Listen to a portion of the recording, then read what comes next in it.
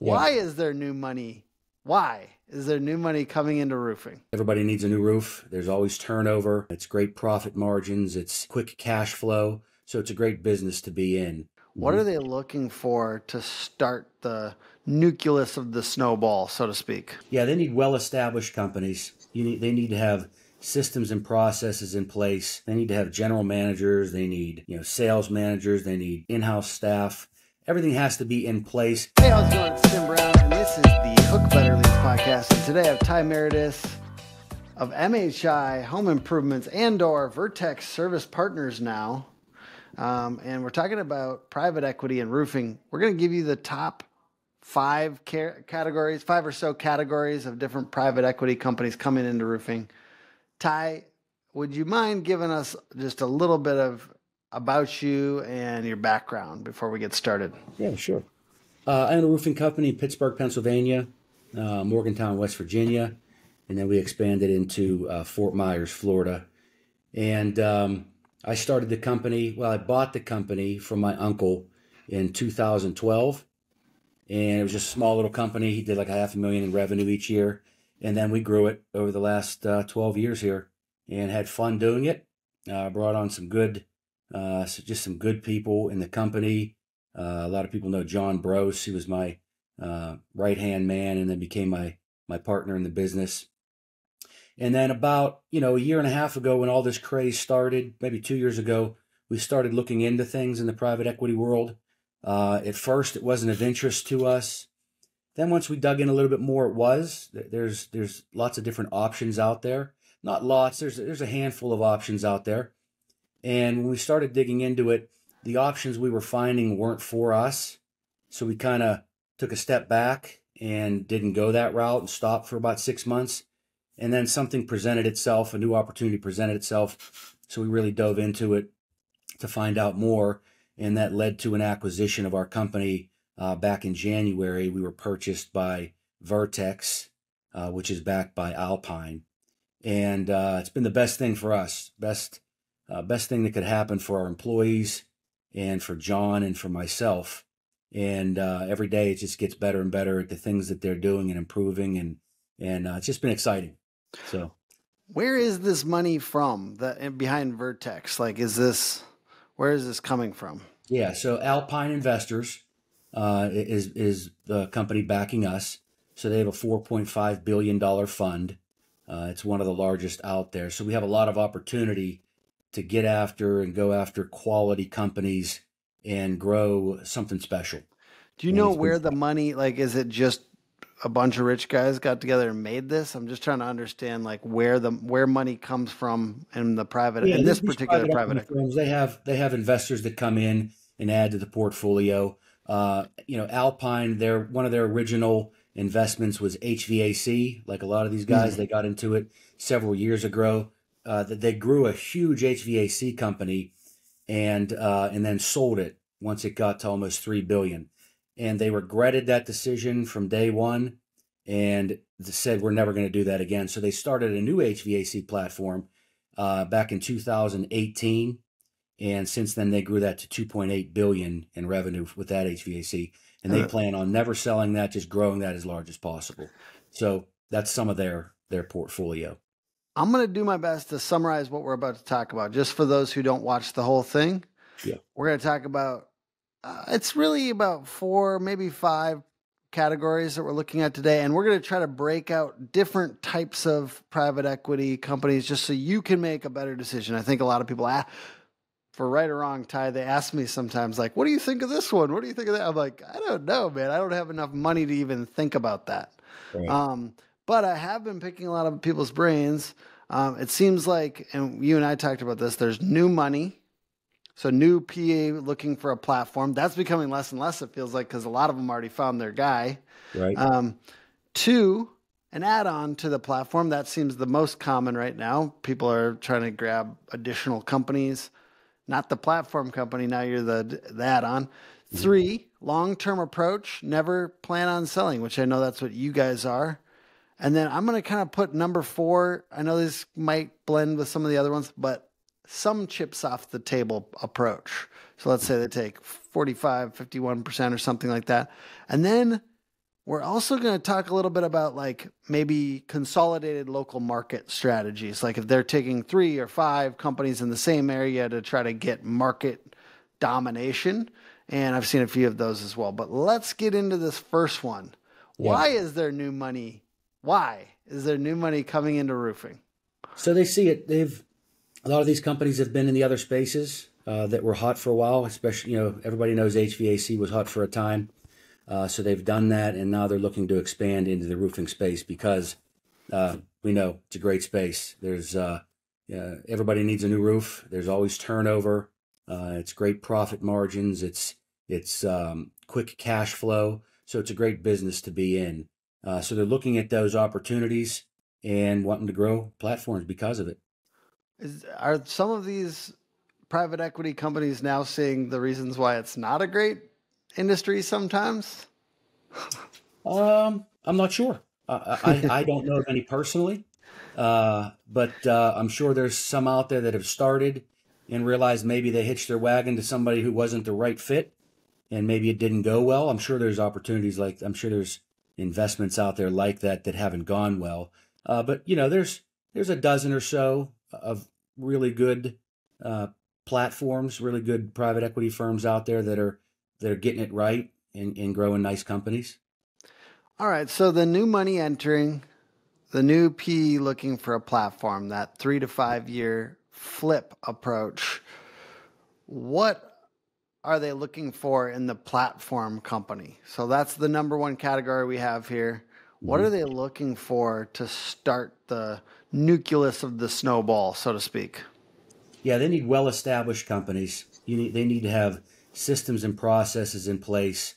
They need to have general managers. They need, sales managers. They need in-house staff. Everything has to be in place. And then even more than that, they need to have phenomenal systems for production, phenomenal sales processes, so that they can take those processes and, if needed, implement them into the other companies that end up coming on board afterwards. So they got to have a company that's really well established, that has done it, that's proven it, and that can really help them grow to that next level.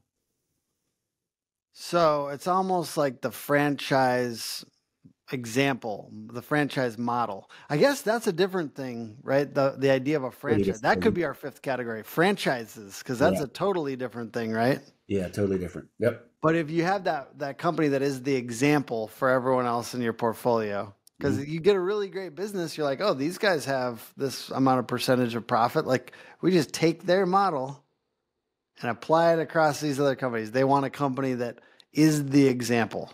Yeah, and they normally take that, whoever the owner of that company is or the leader of that company, and that guy normally becomes your advocate. He helps the rest of the company grow. He implements what he's been successful at, he or she has been successful at in these new companies, what they maybe need to tweak or not tweak, depending on, what a company might excel at.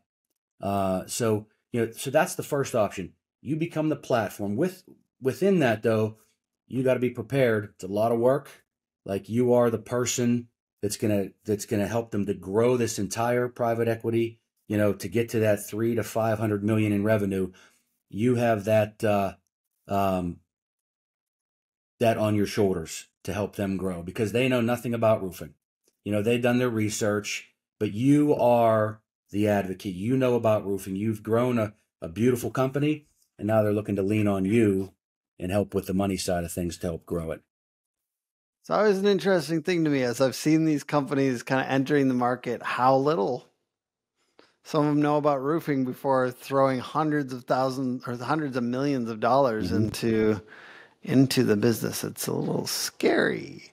It's scary because I think what roofing business owners think is if they have that much money, then they must know something about roofing.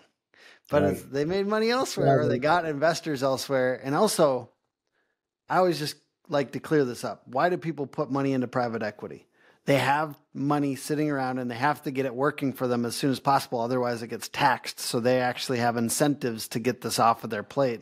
And on somewhere else, like a friend of mine was talking about, he said, if I sell this company, I will have $100 million sitting there and I will need to do something with it as soon as possible. So that's how private equity gets its money is guys with an extra $100 million sitting there that need to do something with it. It's a nice problem to have, huh? Yeah. But it's a lot of work, right? Because if you either get a family office or somebody has to be making sure that these opportunities are good to give that money before it gets taxed to oblivion. Right. So To your question earlier, yeah. If they fail, it's most likely because they hitched to the wrong company that really could take them to that next level. So that's important that when you're making a decision that who, what their plans are, who's in control, who's helping you to grow as they bring you into the fold, and find out what the plan of attack is for longevity, how long they plan on keeping it. You got to ask lots of questions to find out what their plans are. Join the future of roofing at offers.roofle.com. Stand out, save time, earn more. The psychology behind if they're not that good at roofing and they actually probably maybe don't know enough about roofing sometimes to be spending this much money in roofing is that they're often using other people's money, right? First of all, and they're using that money to get bank money. And so you're talking about, they actually put it like other people's, rich people's money. Sorry, I'm just going to, this is the way I see it. Tell me if I'm wrong, Ty. Other people's money, rich people's money, and then they're levering that to get bank money. And the bank money is a bigger chunk of it than the rich people's money. And then themselves, the ones that are making the decisions about what opportunity to go after, usually put a little bit of money in themselves, like the actual private equity firm, excuse me. And so I'll restate that. A little bit of their money goes into this as well, but it's such a small amount compared to the other rich people's money and the amount of bank money that sometimes it feels like a little like they maybe don't always think through these decisions as much as they should. And that's why the rocky, and I don't want to say anybody, but I'm saying like some rocky things that have happened in private equity already and roofing that are kind of coming around. Sometimes that's probably why, is because they're levered to the gills, and that can happen. Yeah, and with these private equity, it's who they put in charge from the standpoint. Let's say, company A becomes the private equity's company, right? And whoever they put in charge of that company needs to be sharp, needs to know what they're doing to be able to grow and work with roofing companies, learn the roofing industry, and help grow it properly with them. So if they put that wrong person in place, that can be an issue as well. Yeah, absolutely. All right, let's do the add-on to the platform. So now you have the platform. So now you have number 2, which is you're just another add-on to that already existing platform, and you're coming in to help and learn and grow your business alongside these other companies that are already existing. It reminds me of what Creed said about cults. From The Office, Creed from The Office said, you have more fun as a follower, but you make more money as a leader. It's true. I feel like that it applies here as well. Yeah.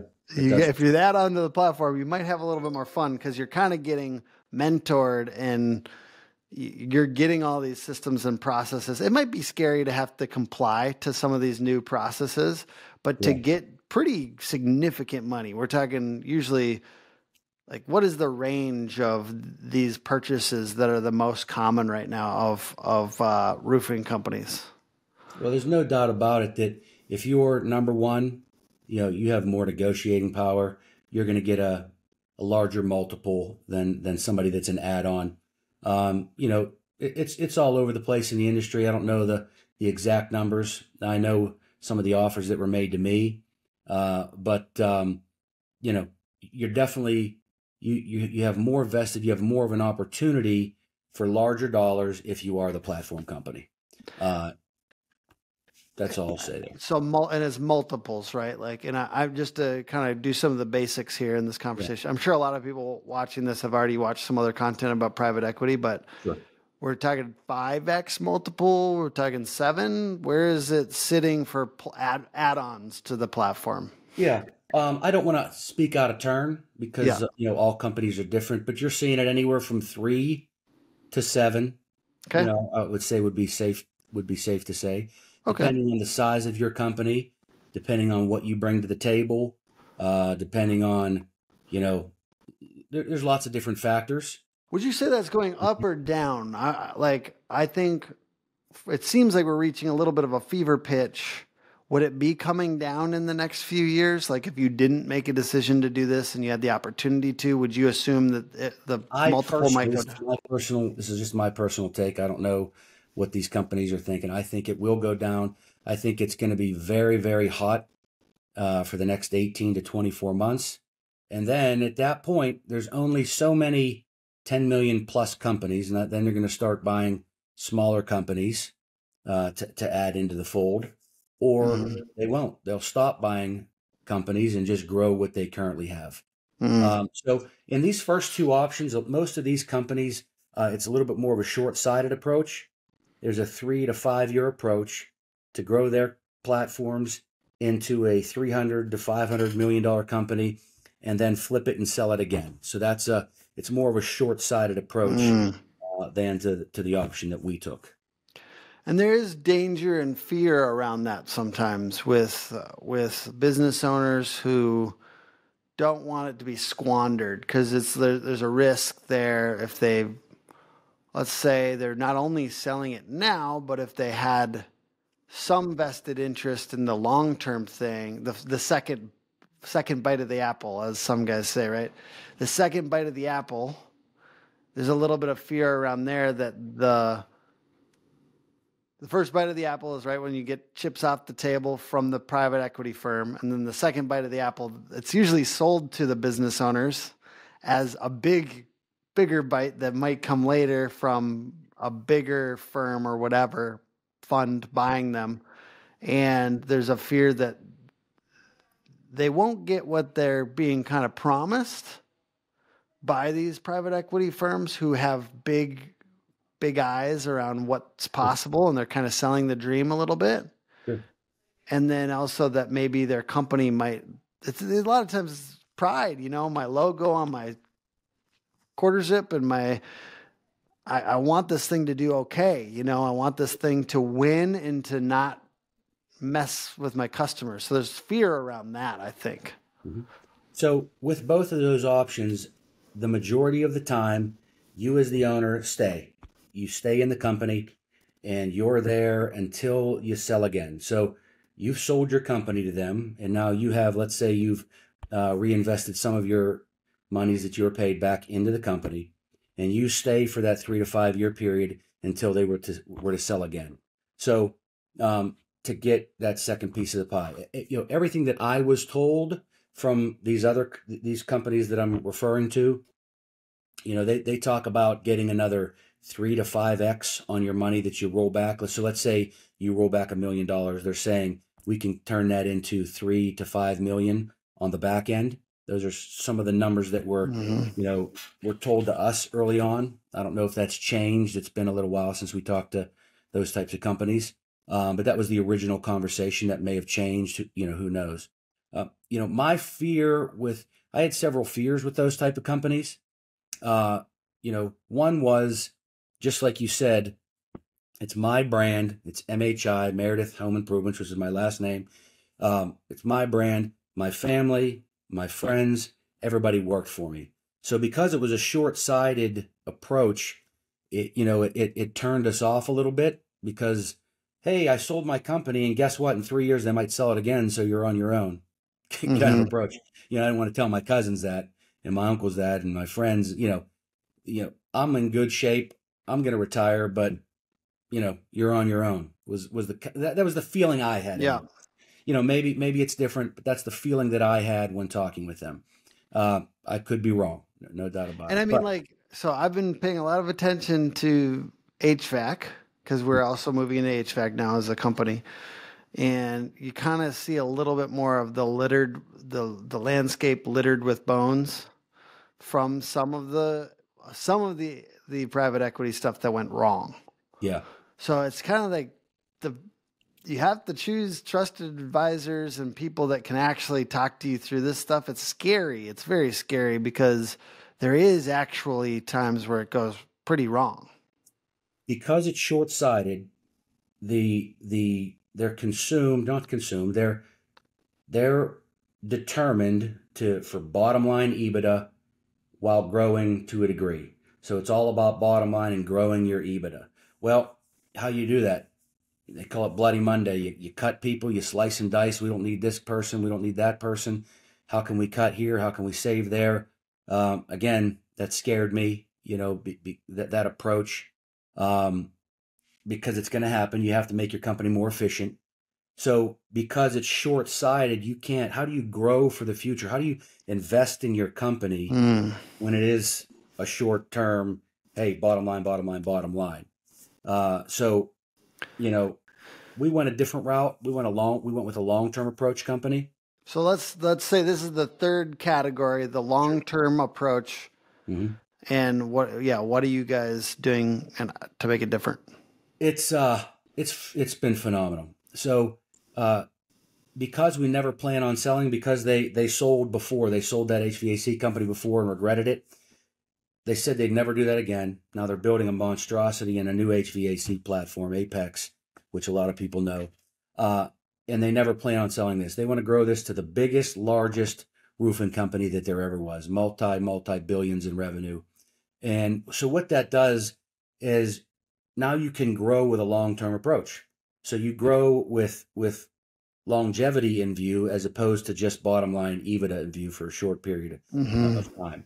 Right out of the gate, we hired a new general manager, a new sales manager in our Florida location, 7 new salespeople. We've already hired new office staff. Like, we're growing our company. We're investing back into the company to take it from 18 million to 30 million to 50 million to 100 million and beyond. So, and then, we're a shared services. A lot of these companies are shared services. Mm-hmm. But Vertex will never be in the forefront. It's always going to be your brand. It's going to be, Tim Brown Roofing.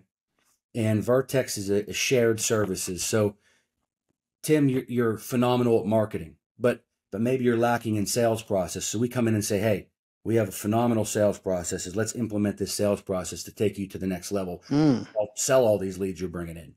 Or, maybe you're the production guy and you know how to install, you know how to get it done. But again, you're lacking sales process. Or maybe your sales process is phenomenal, but you need production help. So we come in and find out where you need help, and we help your company grow to that next level for a long-term approach. All right, let's talk a little bit more about that at the last 5-10 minutes, but I want to go through a few more categories.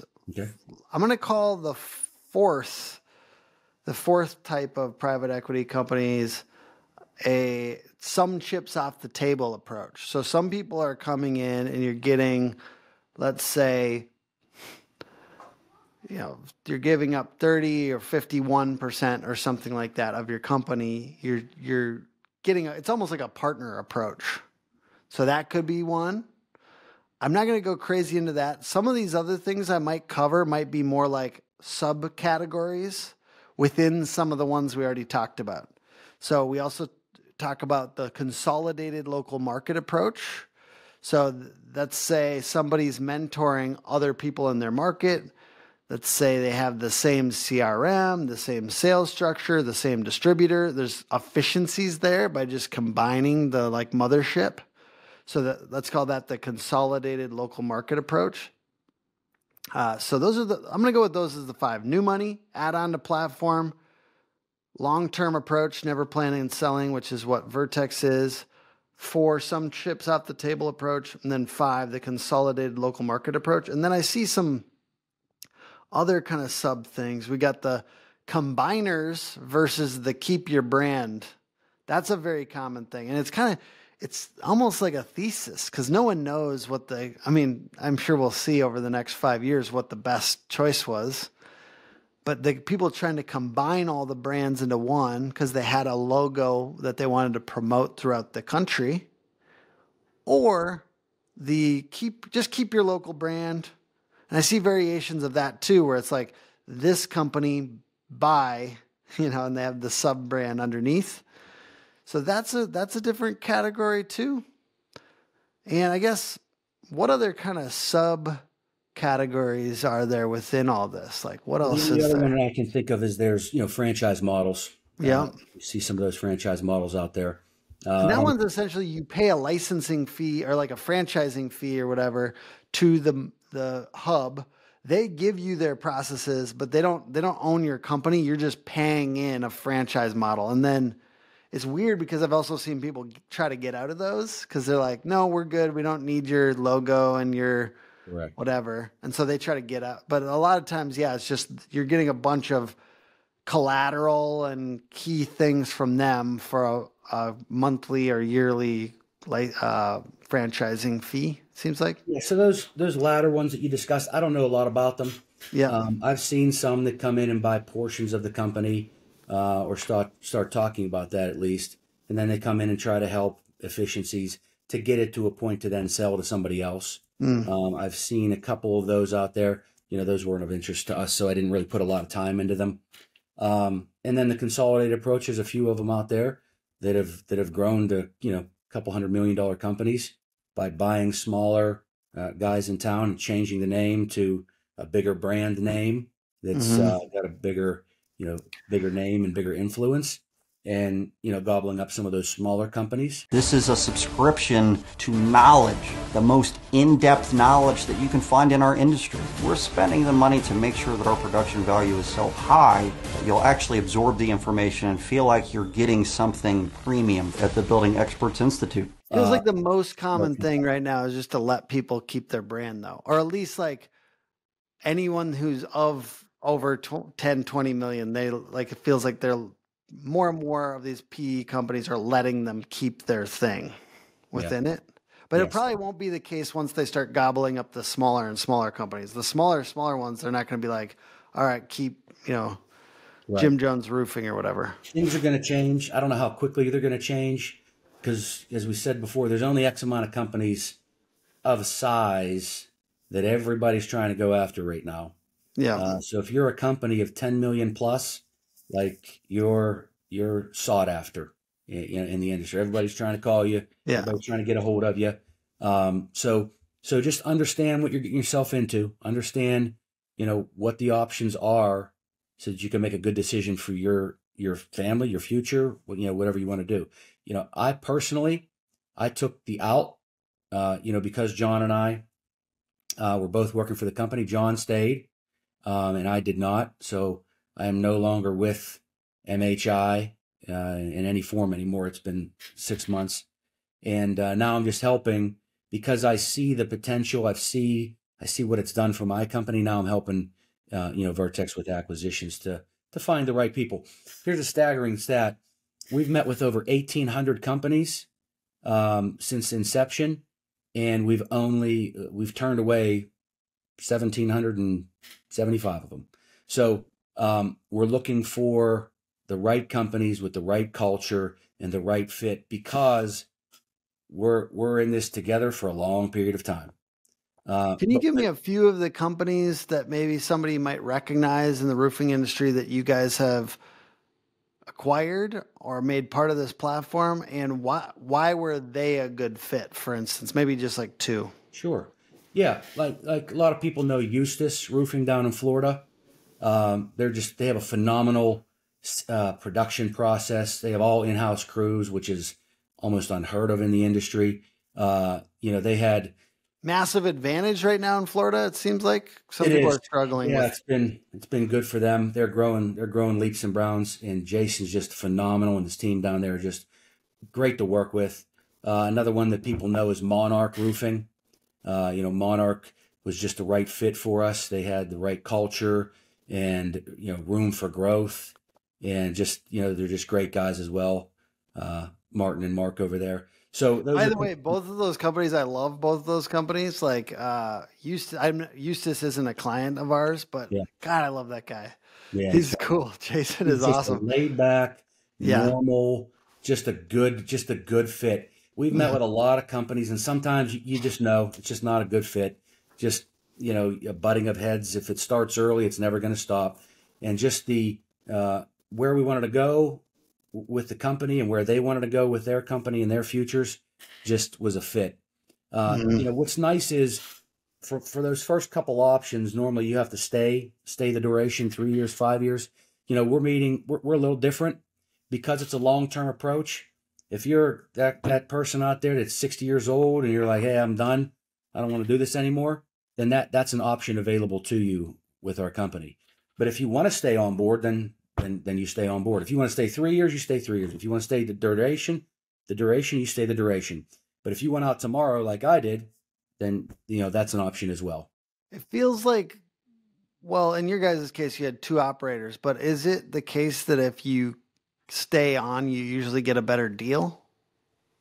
I can't say that. No. Okay. I'm just curious. It seems like that would be the case if I had to guess. We just work with, John is technically, he's actually not anymore. He's the COO of the entire state of Florida for Vertex. Gotcha. Okay. Gotcha. So we hired a new general manager. We had full decision making with them and finding the right person that we knew would take over and run our company and put us in the best position. We found that person after several months of interviewing and going through the process, which was a fun process to find the right person that fits your culture, that you're leaving your company in good hands. So all the options are available within that umbrella. Yeah. If you went out and retire and go sit on the beach and drink Mai Tais, then have a blast. If you want to stay and grind it out and you want to see your company go from 20 to 60 to 100 million, then strap in. You're going to get to work.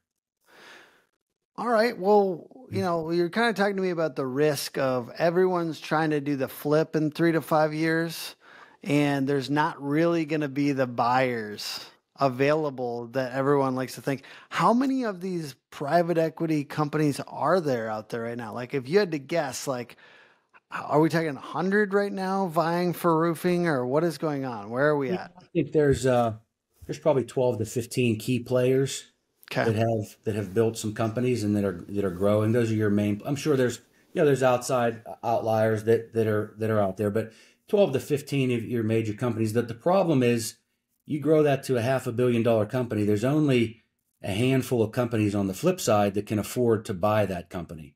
So now you have, let's say it's 15 racing to get there first to be able to sell to the 5-6 people out there that can have. So there might be some people holding the bag. Yeah. So to speak. And the holding the bag doesn't seem that bad if it's actually a profitable, healthy company. But if you've kind of trimmed it down to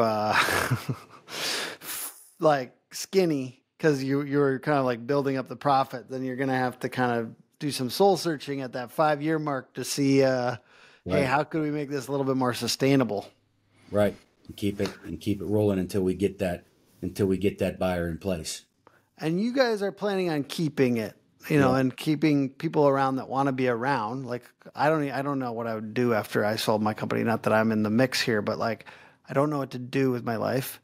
So let's say, what would your advice be to those guys if they were watching this in 5 years and you're like, well, we're doing it and this is our plan. Like, you should just maybe keep it and see, what are you guys going to be doing differently is kind of what I'm asking. Like, what is 5 years from now Vertex look like? Like, what are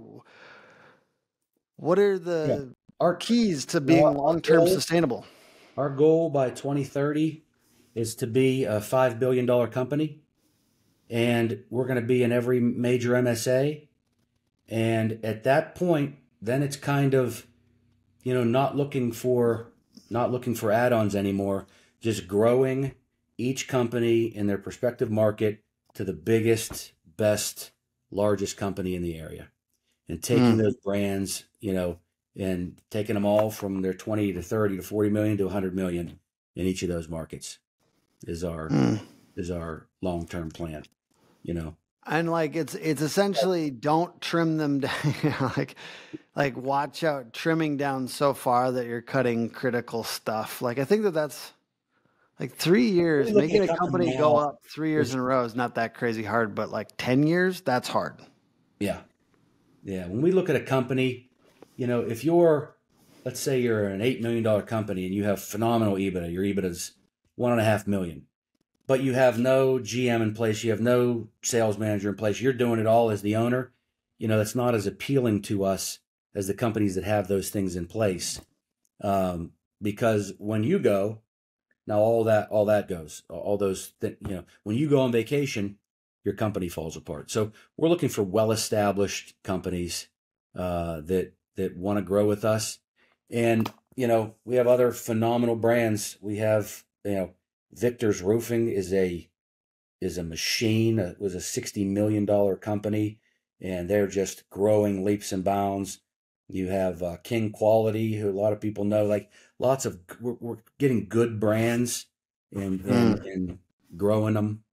They're already large companies, but growing them even more and just dumping assets into them, marketing. Like you said earlier, purchasing power is just crazy significant, and rebates. So it's all fun. It's fun to see things for my employees already. They've had opportunities to move up into sales management and to different positions in the company that they would have had eventually if we just kept going at the pace we were going. But now they have it like instantaneously. We have a kind of a private equity corner on this podcast, but the whole podcast has been about private equity. So let's talk to other platforms for a second, if you don't mind. Let's imagine that we're chatting with other large platforms. What would you suggest? Like based on I know it's scary to try to give something, but what have you guys been doing that's particularly good? Let's say if you can't do it and you feel uncomfortable sharing advice. No, I don't feel uncomfortable. I mean, just if you get into business with the right company, they know what they're doing. With shared services, creating systems, sales processes, production processes, creating the best CRM that you can. Like we're in the process of building our own CRM for everybody to be a part of. Having those things in place is crucial to growing, and they know that. When you get a company that you feel comfortable with, and that's your platform company, they know what they're doing because they've obviously grown a nice company. But now, as you're growing, you need to add things and add people and add we have marketing departments, and call centers is a significant one that probably a lot of us lack. Maybe the leads are coming in, but we're not call to action quick enough. So we're building out call centers for our different divisions. I don't want to speak too much to what we may or may not be doing. Yeah. Oh, just okay. simple, basic things. Yeah. It's crazy though. It's interesting. Yeah, I'm not trying to tell you to get into the secret sauce, but a lot of this is around just like modernizing and getting everybody up to like what the homeowners expect now, and then high quality customer service, and then systems and processes and leaders in place. Like it is funny if you look at like the overall roofing market, a lot of $3 to $10 million companies, they don't have all this dialed in yet. And then once they go past that, I'm sure they could still use a lot of help, and it's crazy what that could do for a business owner's quality of life. Like, I think that's another thing in addition to just, hey, here's some money, because a lot of them are doing pretty well with money. Yeah, you're making money, right? So it's a little bit more like quality of life. What if you had all of your systems quality dialed of life. The second you sign that paperwork and everything's done, that anxiety, that stress of somebody falling off a roof, that stress of somebody wrecking one of your vehicles is no longer yours. It's a good day. It's a good day because you see your bank account and you're like, oh, wow, that's amazing. But this just the anxiety. I was telling my wife the other day, I haven't had stress-free golf in 12 years. I love the golf, but I haven't first of all, on the one side, you're working so much that you don't want to take that time away from your family, the 5 hours or 4 hours that you need on a weekly basis. So that's that. And then the other side is when you get those, you're getting phone calls while you're golfing, and and it ruins your round because you're stressed out about something that you have at work. That's all gone. And it's now my wife wants me out of the house.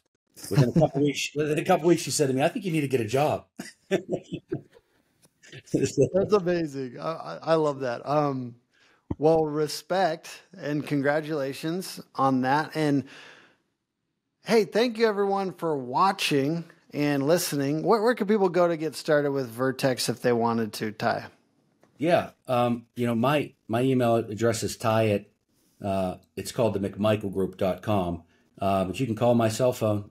Tim, I don't know if you want to post. Yeah, go for it. My phone number is 412-506-1559. 412-506-1559. And my email is Ty at the McMichaelGroup.com. And love to tell help them where you heard about tell them where you heard about us. The agency. Yeah, because I think like ultimately you guys are one of the good guys and I like what you're doing. I think if I was a business owner, this would be exciting to me, at least the possibility of this type of roll up. Because I think ultimately, I think that the biggest fear I have, I really I bought into my company's mission, right?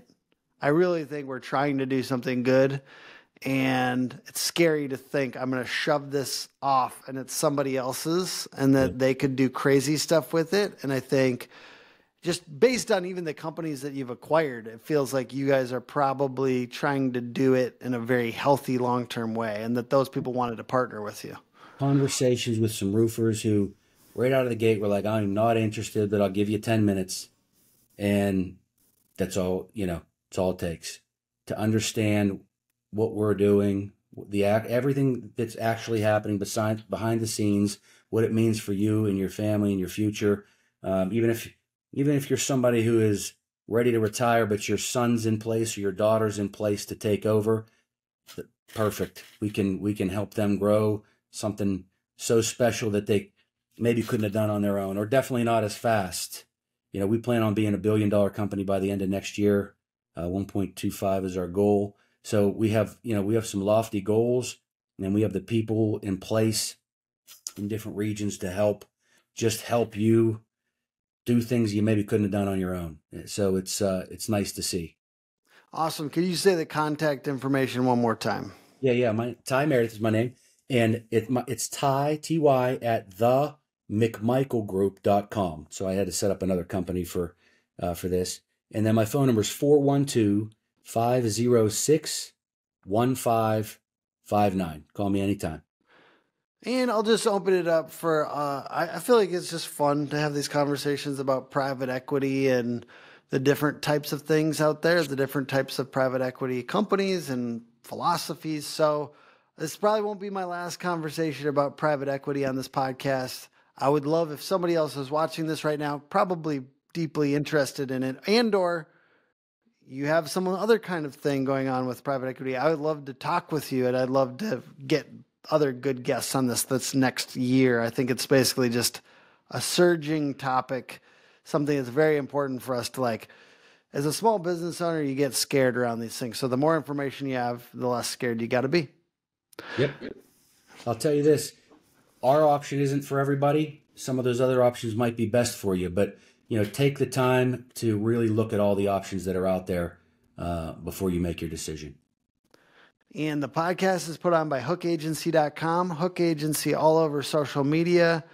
Please like, comment, and subscribe. And by the way, if you ever leave a review for this podcast, if it was useful to you, I will see it personally, and I will be so incredibly grateful because every time somebody leaves a review, it means a lot. And we don't have that many reviews on iTunes, so it actually does matter for the rankings of the podcast. If this stuff is useful, please take the time. And thank you very much. Thank you, Ty. You're the man, dude.